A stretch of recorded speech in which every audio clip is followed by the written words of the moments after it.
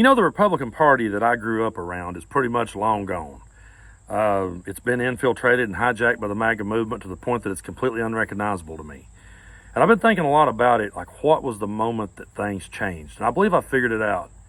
You know, back when John McCain was running against Obama for president, there was a lady speaking. She had the microphone and she started saying that Obama was a Muslim and she was afraid of him. And John McCain began shaking his head no. And he went over and he took the microphone away from the woman and he said, "No, ma'am, he's not a Muslim and he's no one for you to be afraid of. He's a good man. He's just someone who I happen to disagree with on policies, and that's why I'm running for president." John McCain took the microphone away from that type of person, and Donald Trump gave the microphone to that kind of person. And that's when the whole thing changed. You know, we talk about holding our candidates to a higher standard.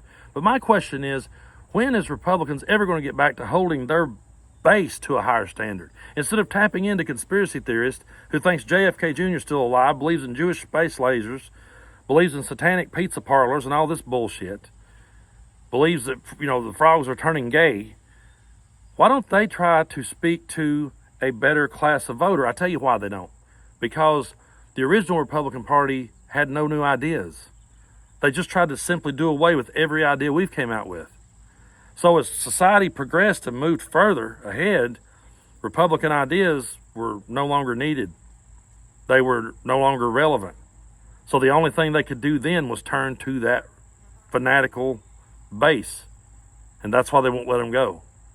That's why even some of the smartest politicians out there running on the Republican side won't let go of that base, because if they let go of the base, well, they got no ideas.